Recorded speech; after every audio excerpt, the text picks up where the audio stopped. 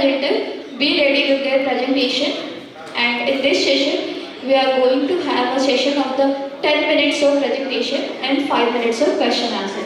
So I request all the participants to kindly be seated and focus towards the presentation, because after that we are open for a Q&A. So I request all the participants to kindly note down their questions and be ready for their questions after the session. Is going to present on the topic potential of using biofuels for reduction of CO2 in the steel industry. Primarily, I will be focusing on biochar. There are various biofuels that we can use, but in this presentation, I will focus on biochar. The roadmap of presentation is like this. First, there will be introduction. Then we will study about the challenges that comes with use of biomass. Then how this process of biochar making happens. Fourth, how this biochar can be used in the steel industry. What is the present status as far as international and national standards are concerned. Then we will discuss about the availability and pricing, which is very important for use of any fuel in any industry. And last, conclusion. So what is, first we will discuss about the overview, that we know that iron and steel industry emits around 2.6 gigaton of CO2. And as per the Paris Agreement, we have to reduce this carbon emission to meet the target of 1.5 degrees Celsius temperature rise. And the reason for this carbon emission and global warming mainly comes from the fossil-based fuel that we are using. In the steel, if you talk about the steel industry, it is mainly related to coal and coke that use as a major fuel. So there is a need for environmentally sustainable and find alternatives which are environmentally sustainable and techno-economically feasible. And there we study the use of biomass as a possible substitute in steel industry as an alternative fuel. So what is biomass? Biomass basically a renewable organic material that comes from plants or animals. For example, you can find that wood and wood processing, agro and agro waste, biogenic waste that we find in municipal waste, animal manure and human sewage. So, why we are concerned about or why we are emphasizing about biomass? Basically, biomass is a net zero fuel or carbon-free resource. If you see in the diagram, you find that the plants absorb carbon dioxide by the process of photosynthesis, utilizing the energy of sun, and store it in form of carbon. And this is the biomass that we burn if you are using it as a fuel. So in a life cycle of plant, it is a carbon neutral source of fuel. But there are challenges of using biomass in iron and steel industry, and it is related to all the it is similar to all the fuels that we consider while selecting a fuel. The first is calorific value. In industrial scale, we require high gross calorific value. The second is that bulk density should be low enough that transportation, storage, handling issues are to the minimum possible level. And other challenges include that we study irregular structure, high moisture content, low energy density. So if we study this biomass, it is typically having VM of 63 to 88% VM, and carbon is 9 to 5% by weight. So to make biomass a industrial fuel, we need to convert into biochar. We need to convert into biochar. So there are various processes through which we can convert biomass into biochar. The first is torrefaction, second slow pyrolysis, third is fast pyrolysis, then gasification. So,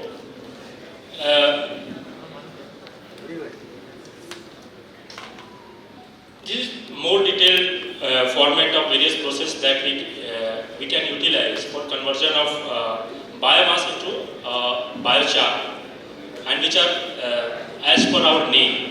The first is torrefaction, where we heat the biomass up to a temperature of 150 to 200 degrees Celsius. And all these processes will be done in the absence of air. The second is hydrotreatment of this biomass. Here the temperature is a little bit higher, up to 200 degrees Celsius. But this method is more suitable for wet waste. So this is called hydrotreatment. The third is slow pyrolysis. Here the temperature that we heat it to is approx 600 degrees Celsius, and again in the absence of air.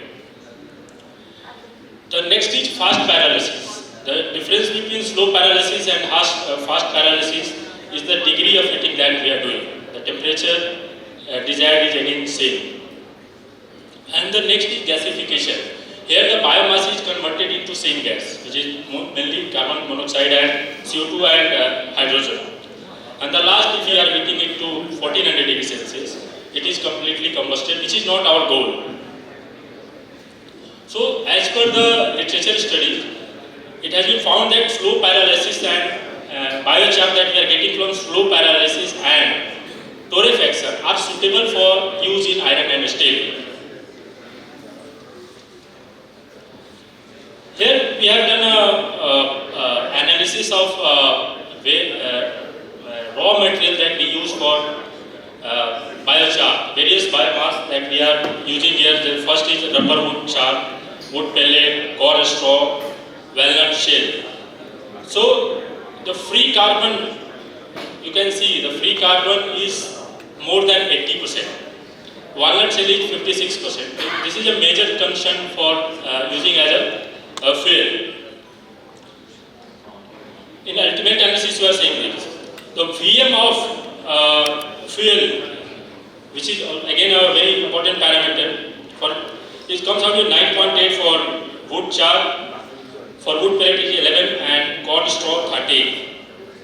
S is again a parameter for selection of industrial fuel. So we find that this biochar based on different raw material has a different ash content. So these parameters, ash content, volatile material, moisture, are important for selection of biochar material.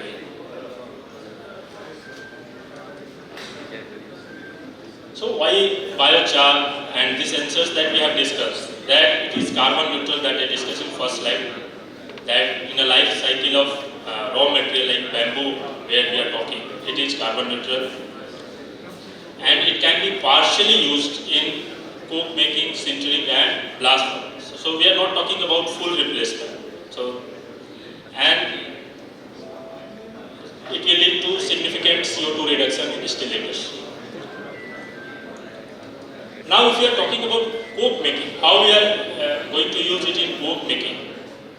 So as we know that coke making happens at the temperature of 1100 degrees Celsius.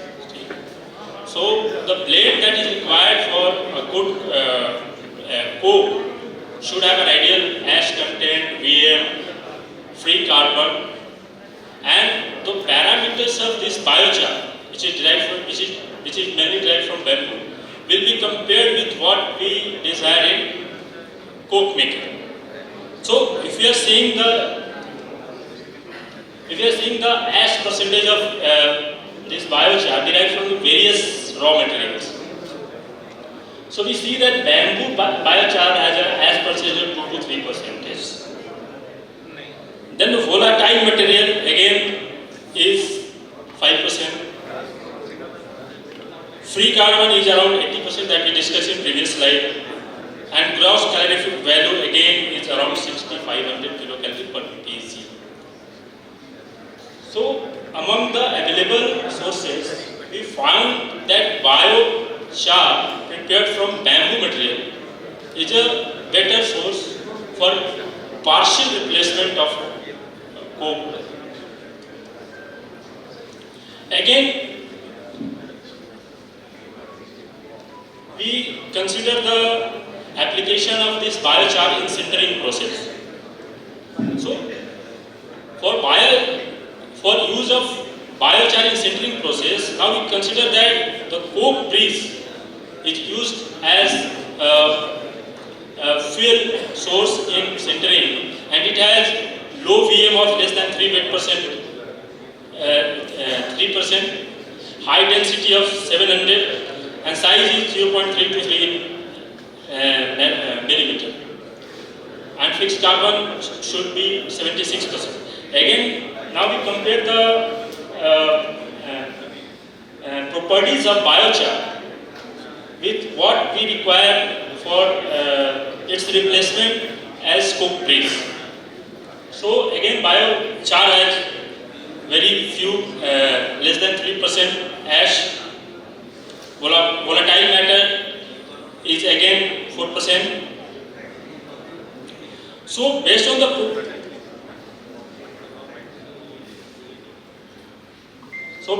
properties that we are seeing, there is chance of 20% replacement of coke grease in sintering process.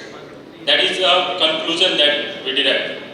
And there is a calculation that if you are producing 11,000 ton of sinter, 20% replacement of coke grease with biochar will require 150 ton per day of sinter. Now we consider in blast furnace. In blast furnace, we are considering biochar as a replacement of PCI. So again we compare the properties of biochar, and it is suitable to be used. So if we have to produce hot metal ton production 2000 per day, so it will require 100 ton per day of this biochar. So basically now we comes to the most addressing the elephant in the room, that is pricing. So there are various pricing standard of biochar, but in nutshell it is costing around 25 kg, 25 rupees per kg. So per ton it is 25,000. So it looks costly, but if we consider the economy of scale, then it has a good use in steel industry. In present status, we are using the latest was done in PCI injection in Rourkela, that was done 3 to 4 days back. It is used in Belgium also, and it is used in Brazil also. So conclusion that biochar has a very good potential to partially replace coke in blast furnace, sinter, and coke making. That is my humble submission to everyone present here. Thank you very much.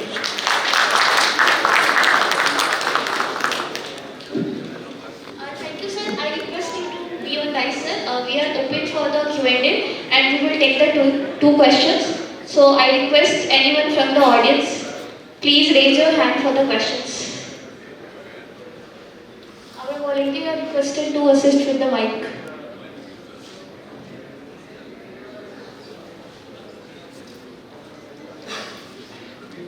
Anyone?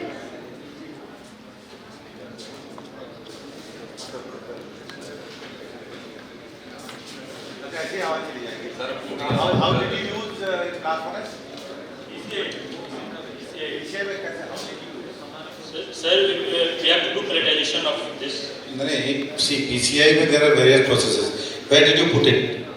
In raw coal silo, or how did you do the injection of biochar in blast furnace? That's what I'm asking. Sir, that I will confirm from my BFT, from COCO. Because what I understand, you might have put it in raw coal silo. Yes, sir. It might have got mixed with the raw coal. Yes, sir. Might have got crushed in the mill, and then you might have charged in blast furnace. Yes, sir. Is that so? So I have to confirm how और आप ठीक है, okay. Did Get I it give you- confirmed and let me know. Yeah. And what do you think about पराली? पंजाब हरियाणा में जो जलाते हैं पराली, what is the scope of that being used as biomass? Sir, biomass, parali, if you have to do you have to consider about this ash content, free carbon. That's what I am asking. So- Has there been any study regarding Sir? the uses of parali? Because that is a very big chapter. Once the winter comes, everywhere you will learn about parali being burnt and people getting affected. Sir, one of the colleagues, It's a national issue rather. one of the colleagues, Sri Prakash Sudhin from Blast Furnace sitting here. So- Sudhir, सामने आओ. So he has done a study of rice husk basically. So rice husk can be used in pelletization. Like parali, my question is, how did you use it in blast furnace? And did you use it in BF1? No, sir, Parali. नहीं, ये मैंने इसको जो sir, थोड़ा आगे चलिए। BF में. My first question was, how did you use Yeah. this in blast furnace? Sir, in BF1 RSB, it was used with raw coal silo. Okay, that's what I thought. Okay, then whether you have done any study about using parali for parali as biomass? Yes, sir. No, I have not studied on Parali, but I have studied on rice husk. Okay. And Rice rice husk we have been using in and I blast think- furnace for a very long Yes, sir, time. and I think Parali can be used if its size will be reduced Okay. to in finer form.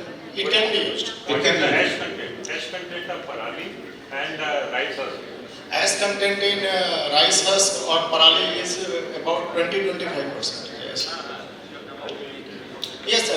In pellet it can be used because it is about 1% maximum fuel is required. So it can be used in the pellet method. Indirectly it can be used, but sector different. But if you are putting inside the blast furnace, ash content is more than there. No, sir. In blast furnace it should not be used.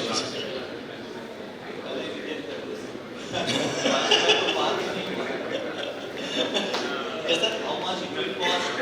It has two distinct disadvantages. It has two distinct disadvantages for using in blast furnace. Number one is price, and number two is availability. Sir, availability is the concern. Price is not, I think, a concern because It will- costs it will around cost only- 26,000 rupees per ton. Sir, if we will integrate agriculture sector and industry, then it will cost around 2 rupees per kg, I think. That too also 20,000 rupees, but availability will be not there. Number one point, and number two, when we are getting pulverized core at the rate of 20,000 and 21,000 rupees, so why should we go for partial replacement of Sir, pulverized core? just target is sir decarbonization, not the cost. No, sir, I would like to answer your question. That we have to try for this partial replacement. And currently what we are doing is economy of scale is not considered. Consider economy of scale, the price will come down. I would like to add what others have been asking, that sugarcane pulp, sugarcane pulp, it also can be a biochar material. Sir, basically we have there are a lot of biomass available. So it is not we have not done a study on all. We have done a study on that 3 or 4. Among them, this bamboo comes out to be best. So what you are sugarcane pulp, that can be a study. We cannot say for sure, but we can say for sure that we can try. Thank you for presenting a nice idea for using this Thank you, sir. biochar in blast furnace. But my question is, you have shown that the wood and other coconut, all these having moisture content is very less. So whether this is a processed wood or it is a general wood? No. What we have done is that here the biomass is is not the percentage that you are saying is not of the raw biomass. It is after the biochar, the conversion heating up to 600 degrees Celsius. After the pyrolysis, what we are getting the properties, that is the. So in conversion from biomass to biochar, there has to be some cost and process. So heating all the biomass direct from the coconut that you saw and bamboo. So those four properties are compared, ash, VM, and then that was formed. So it is after purified. Yes, not purified, after process. It depends on what you consider purification. And calorific value wise, so how it you compare with this coke for 1 kg of the to replace 1 kg of the coke, how much volume is required for this food pellet in blast furnace support?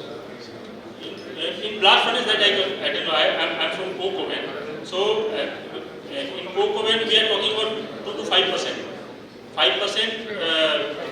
coal can be replaced with 5% of this MCC coal. Actually, MCC coal, the medium coking coal that we are using has very less rheological property that is very important for coke making. So this biochar has less rheological property, the fluidity part. So we are thinking of replacing the coal blend of the particular MCC with this biochar derived from bamboo. It is identical to MCC. The value that MCC is adding to coal blend can be taken from biochar, which is again very environment friendly, and it is like decentralization of power production and in line with doubling the farmers' income as per the vision of Prime Minister. Okay, thank you. Thank you so much.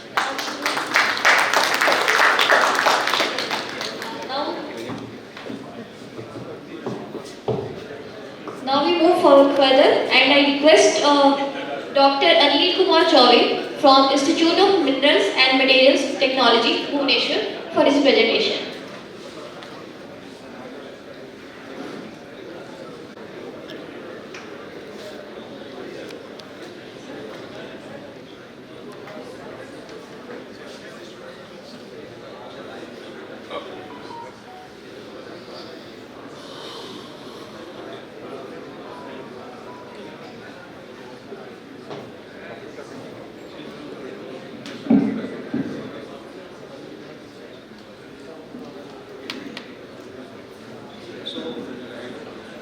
Good afternoon to all of you. Myself, Dr. Anil Kumar Chaube. I am going to present some of the activity of CSR IMMT Bhubaneswar. So, I am from CSR family. CSR is the largest public funded organization. CSR is a full name is a Council of Scientific and Industrial Research. So, it is expanded throughout India. So it has a 37 laboratories, and from almost all the states, only except few new states, it is all belongs to the all the states. So, but CSR is in the all the sphere of life is working. It is in the minerals materials, it is also working in the environment area, it is also working in the aerospace, it is also in medical field, in leather, in infrastructure, civil, road, transport, in every area CSR is working. And CSR is also started before the independence in 1942. It started with 5 laboratories, and now it is having 37 laboratories. So, and CSR IMT is the one of the laboratory which is in full name is Institute of Minerals Materials Technology, Bhubaneswar. So, it is also a coincidence that CSR IMT and Bhilai Steel Plant started in same year 1964. So, and it is a institute where we are expertise in different area, and like we have a basic research, industrial research, and also R&D problems with related to minerals and materials area. This is the organization of this structure of the CSR and CSR IMMT, where the Prime Minister is the president of this whole organization, and Minister Science and Technology is the vice president, and our Director General is the secretary of DSIR, Departments of Scientific and Industrial Research, and the CSR major research area of IMMT is mineral processing, advanced materials technology, hydro and electrometallurgy, and design, process engineering, materials chemistry, and environment, and like a process and engineering area. So, and this is the main advanced R&D at IMMT, where this is the main thrust area where we are working in industrial waste utilization, iron steel sector, non-ferrous sectors, and advanced and smart coatings, alloys and material development, and mostly our thrust area is now is hydrogen-based DRI, clean energy transition, coal gasification. These are these upcoming area where this CSR MMT, because of the centrally working in the minerals and materials for development of minerals and materials. So now in the area of the decarbonization, we are working for how to use the hydrogen for DRI production, clean energy, and also coal gasification. So this is the thematic area basically where this CSR MMT and mostly CSR is working, like innovative research, strong and fundamental science, industry partnership, transnational research and capacity building, and we are also working the environment and assessment area.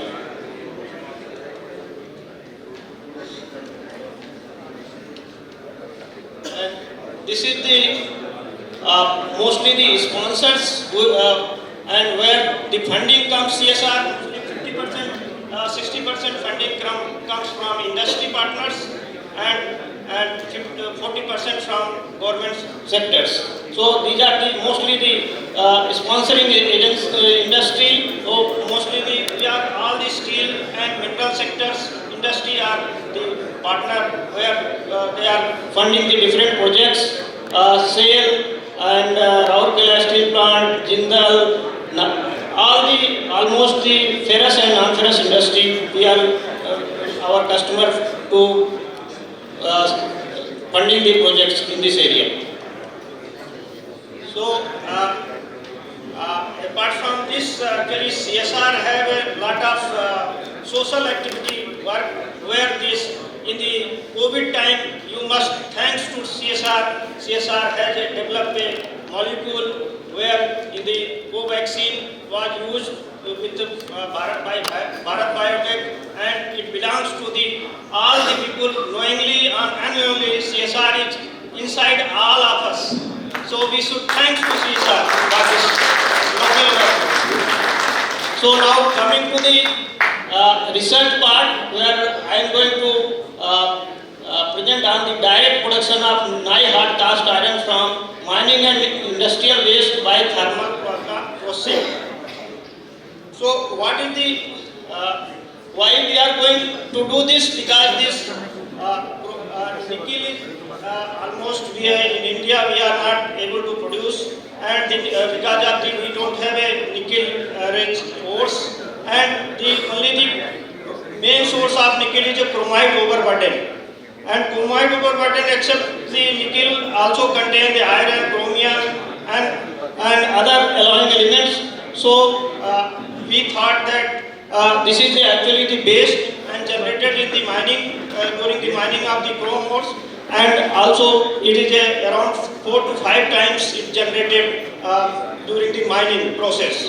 So it is a extra space, and further mining is going to be difficult when it is lying beside this mining area. So that's why it has to be reduced, and it also creating environment pollution because it's a very fine particles, and during the mining operation, and also it surrounding the life will become very difficult because of the finance, and no actually the appropriate technology is available. So that's why we have taken this work for the development of this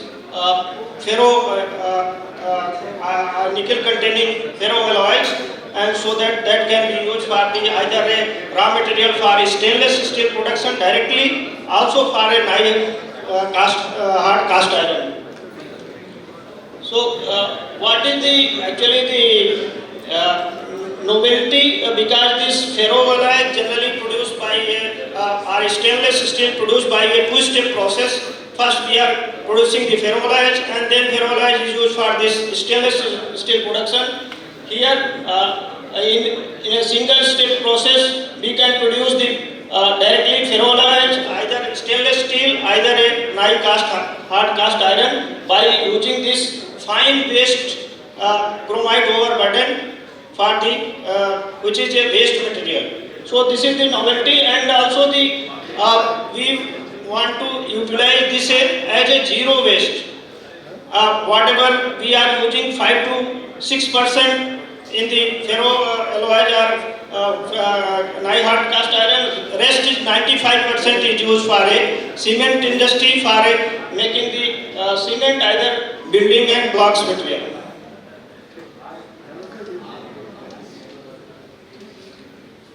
So this is the actually the process where and methodology. We are just taking the COB and chrome ore fines and lean grade manganese ore and making the granules, and the granules is directly we can use direct in plasma reactor, either also we can pre-reduce this to getting a more metallization, and then that can be used for this plasma reactor, and the slag will be used for a building blocks material. So this is the actually the raw material characterization and this is the ores taken from Sukinda area and provided by Tata Steel Sukinda, and this is the characterization, and this is the granulation study, and this is the smelting of what we have done in a kg. Now we have gone up to a 5 kg scale, and how the parameter was optimized to get a maximum metal recovery, and this in the metal form, and the slags should be free of the metal, and this is the parameters.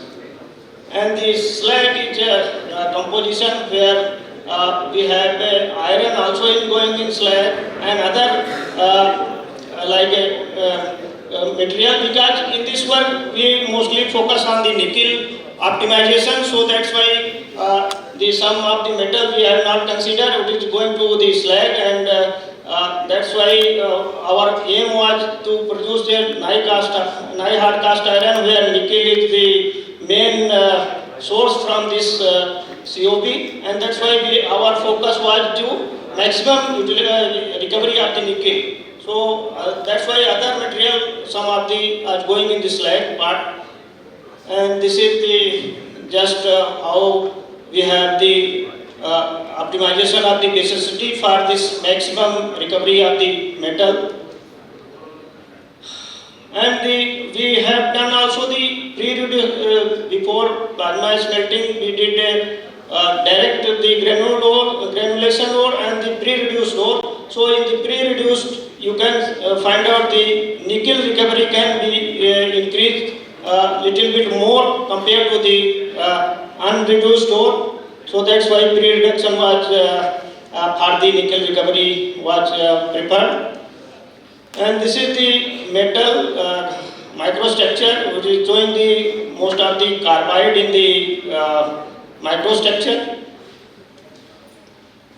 And then to optimize the nickel percentage in the for a Nikon cast iron, we have added the nickel scrap further to improve the nickel percentage because the nickel was not enriched as that much composition which was required for this Nikon cast iron.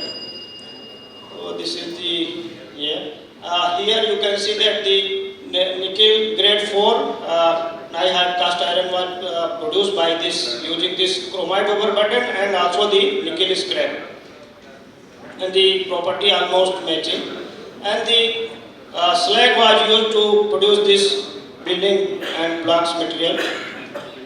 So this was the property of this building and blocks. So to conclude that this by using this ferro chromite overburden, we can produce the ferro nickel containing alloys which can be used as a raw material for stainless steel actually this crude stainless steel production, crude alloy production, and also stainless steel production, and also for a different hard cast iron and other alloys. And this can be used as a 100% used to reduce any waste further generating by this process. So and building blocks material can be produced by this process. So this I will go here. Thank you for your kind attention. If any question.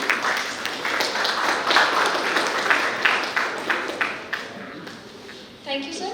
I request if anyone having any questions to please raise your hand. Any questions? Okay, we are having no questions, so okay, we have one question. Please, be Radha, the third one. Fourth.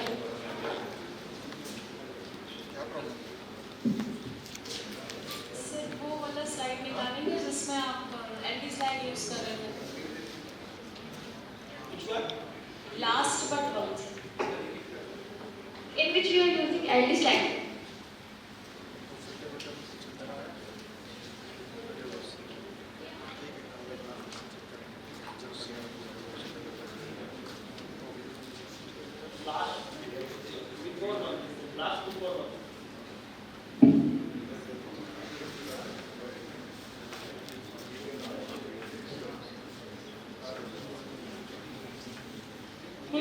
Yes, yes, yes.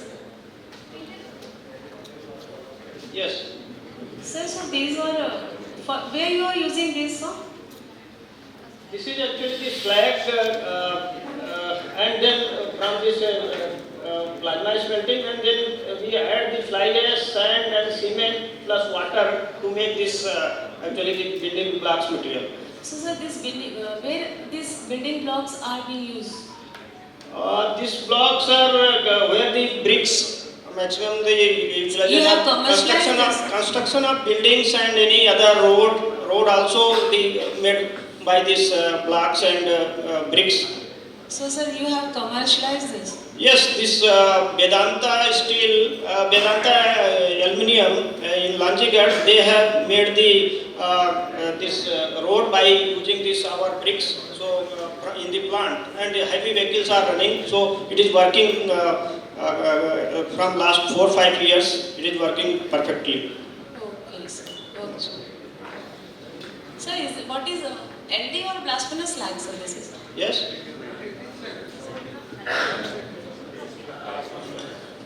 No, that is, you have simply mentioned that it is smelting, when it's slag produced from smelting. Yeah, this percentage wise actually,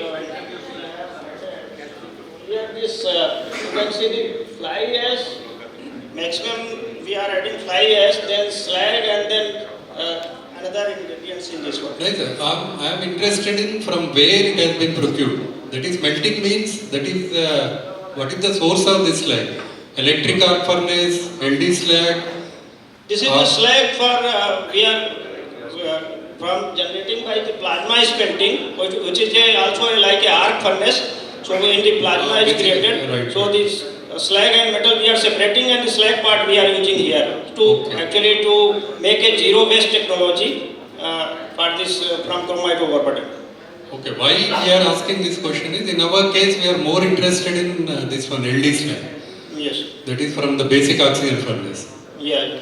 So that composition wise, actually, you can also modify the composition according to your requirement, and by adding the here actually all the waste we are used to make this material. So that it can be all waste can be utilized. So Okay, sir. Thank you. thanks. Thank you, sir. Now I request everyone to please give a huge round of applause for Dr. Anil Kumar Chaubey for his insightful presentation. Now we move forward. We are having the next presentation again from the Institute of Minerals and Materials Technology, Bhubaneswar. I invite Dr. Rahul Kumar Soni for his presentation. We are having a session for the our presenters who have given shared their valuable insights. So we will facilitate them with a memento from our side. I request sir to come on the dais, and our volunteers are ready. So first I invite Dr. Raj to please give a huge round of applause for our guest speaker for the today's session. They have shared a very insightful presentations.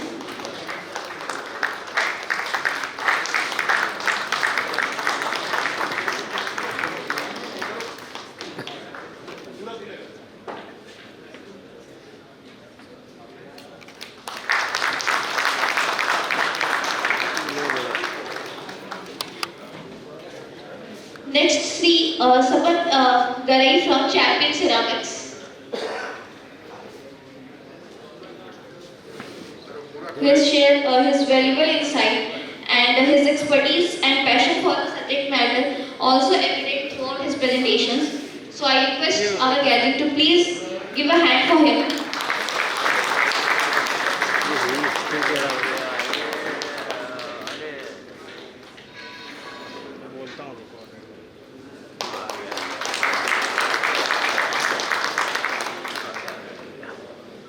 Next, we are having the speaker from the NIT, Mr. Khileshwar Kumar, who has given his presentation of automatic detection of service defects.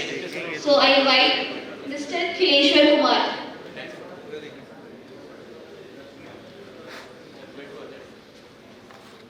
उनको पहनाने दो हाँ उसके बाद आप ले लो video चलेगा video थोड़ा सा आगे पीछे होता है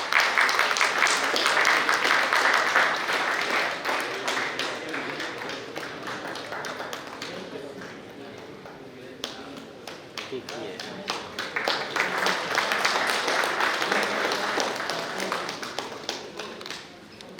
Mr. Vekraj Diwangan from MECO.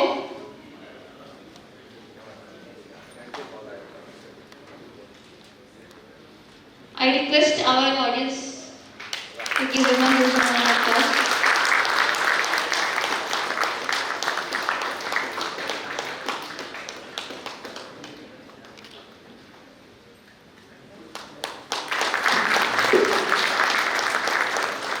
Next, we have the team from Miss B. Anuradha, and along with Ashish Mishra from NIT Raipur. He has shared a valuable insight on study on shakedown characteristics of hybrid of UGMs and modified with BO steel slag.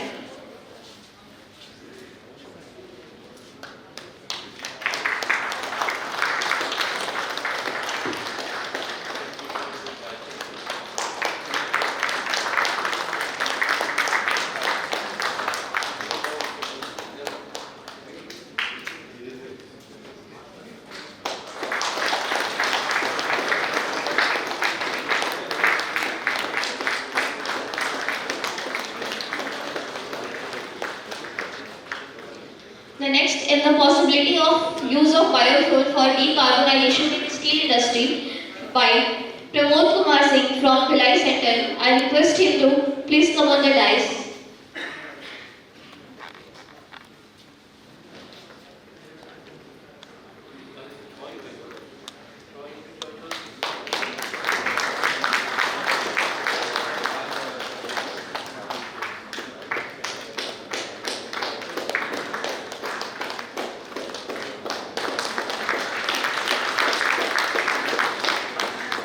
Next from the Institute of Minerals and Materials Technology, Bhubaneswar, Dr.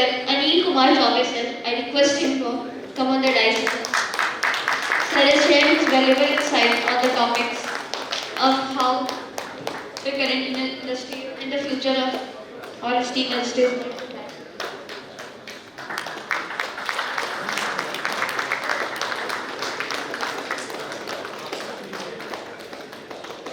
Next, Dr. Ram Kumar Soni sir. So same from, he is also from IIMT Bhubaneswar.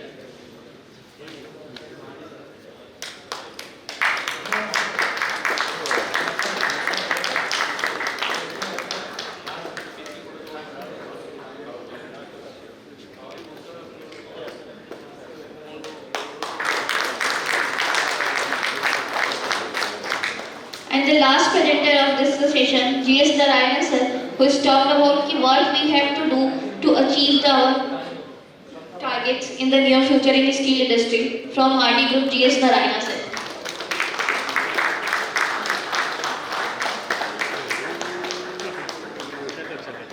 चलेगा video है तो ऐसा लगेगा photo click कर ले मुड़ेंगे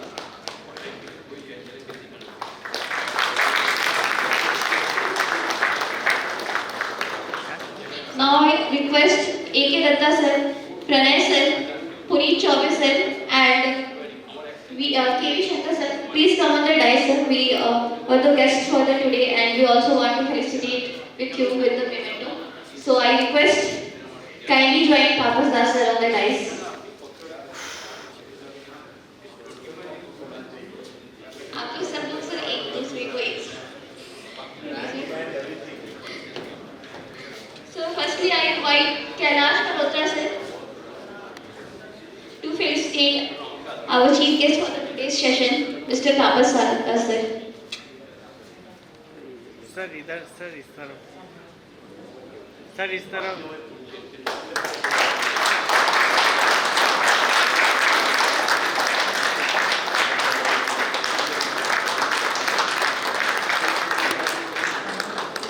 Second, I invite Mr. B.P. Yadav sir to felicitate the guest today, Mr. A.K. Dutt sir.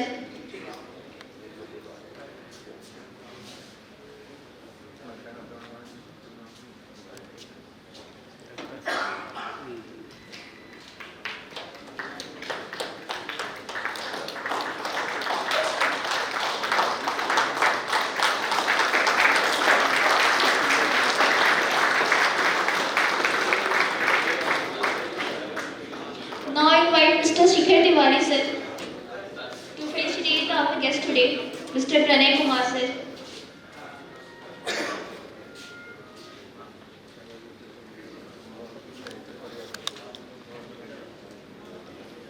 Sir इस तरफ sir Sir, सामने देखिए.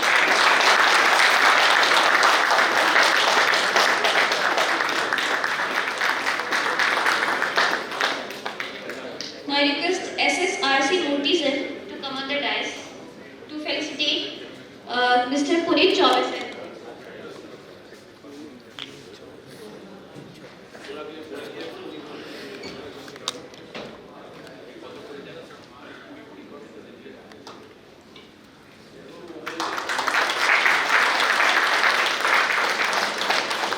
सर इस तरफ देखिए sir Now I invite Mr. Videshwar Nath sir to come on the dais to felicitate K.V. Shankar sir. उनको उतर जाना था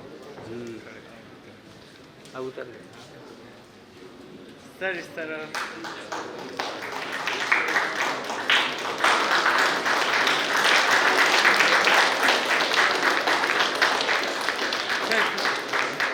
सर एक मिनट सर एक मिनट फोटो नहीं हुआ फोटो नहीं ये क्यों है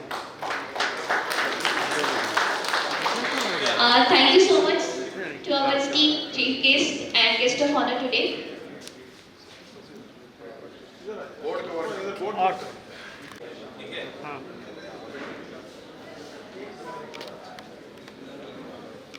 okay I request all of them to kindly be seated on their respective seat. And there is an important announcement, as I have said, I told you earlier, we have arranged a grand gala dinner with the band, and the band is very famous, this Monica band, and she is very famous in the Bhilai Chhattisgarh area. So I request everyone who are here, please join us for the dinner at 8 p.m. at Bhilai Club. So I request everyone to be present there. And now we move ahead, and I request Shikhar Tiwari sir to kindly propose the formal vote of thanks.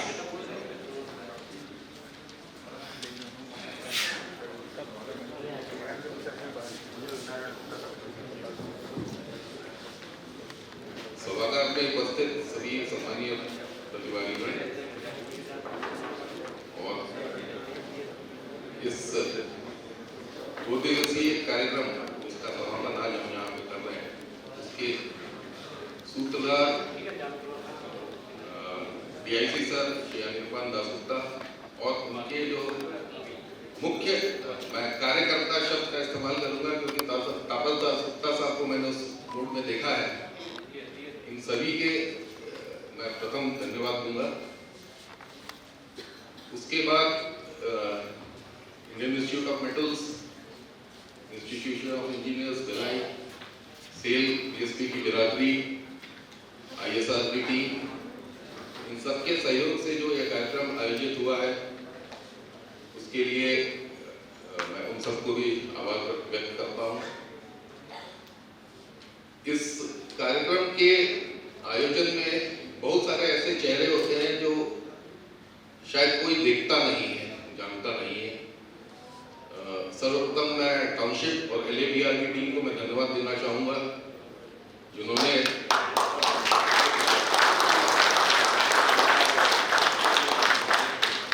हमें जिस स्तर का सहयोग दिया है वो हमारी अपेक्षाओं से बहुत ही ज़्यादा आगे रहा है। मैं किसी एक व्यक्ति का नाम लेके बाकी को मैं छोड़ना नहीं चाहता हूँ, इसलिए पूरी टीम जो है LABR एंड PRO जिन्होंने हमको अनवरत कवरेज इन फोटोग्राफी की सुविधा प्रदान की, प्रेस में रिलीज समय समय पे राधा सही समय पे जाते रहे हैं। इसके अलावा इस कार्यक्रम में उपस्थित सभी इस सप्लायर मीट में स्पेसिफिकली जितने भी डेलीगेट्स हैं, जितने पार्टिसिपेंट्स हैं एंड स्पेशली जिन्होंने अपने अपने पेपर्स प्रेजेंट किए हैं, इन सबको भी धन्यवाद। अगर भिलाई निवास छूट गया है तो वो गलत होगा, तो भिलाई निवास को एक अलग से हम धन्यवाद ज्ञापित करते हैं। हमारी अपेक्षा से अधिक सदस्य आज सभागार में उपस्थित रहे, उन्होंने कुश्ती की त्वरित व्यवस्था की, उसके लिए पूरा धन्यवाद। आज के इस कार्यक्रम में उपस्थित आप सभी को हमारी टीम की तरफ से बहुत बहुत धन्यवाद और आपको सबको मैं सादर आमंत्रित करता हूँ IT पे। और दूसरा निमंत्रण है आज रात्रि भोज के लिए, कृपया धन्यवाद सर।